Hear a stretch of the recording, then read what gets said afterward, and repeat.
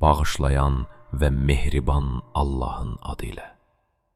Oxu, bu kitabı bütün məxluqatı yaradan Rəbbinin adı ilə, o insanı, Adəm övladını laxtalanmış qandan yaratdı. Oxu və tərəddüd etmə ki, sənin Rəbbin bütün kərimlərdən daha kərimdir. O səni oxuma yazma bilməsən belə oxuda bilər. O Rəbbin ki, bəşərə qələm vasitəsilə elm öyrətdi. İnsana bilmədiyini öyrətdi. İnsan bu nemətlər üçün şükr edirmi? Xeyr, belə deyil. Əksinə insan həqiqətən azğınlıq edər, özünü ehtiyatsız gördüyü üçün.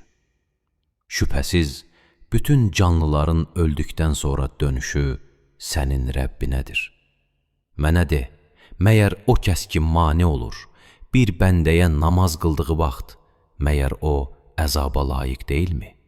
Mənə de, əgər namaz qılan şəxs doğru yoldadırsa, yaxud başqalarını təqvalı olmağa çağırırsa, onda ona mane olmaq yaxşı bir işdirmi? Mənə de, əgər bu mane olan haqqı təkzib edir və üz döndərirsə, məyər əzaba layiq deyildirmi? Məyər bilmir ki, Allah onun bütün əməllərini görür? Belə deyildir. Onun güman etdiyi kimi deyil, o güman edir ki, ona əzab verməyəcəyik. Şübhəsiz, əgər inadından əl çəkməsə, onun kəkilindən yapışıb əzaba doğru sürüyəcəyik. Yolunu azmış günahkar yalançının kəkilindən.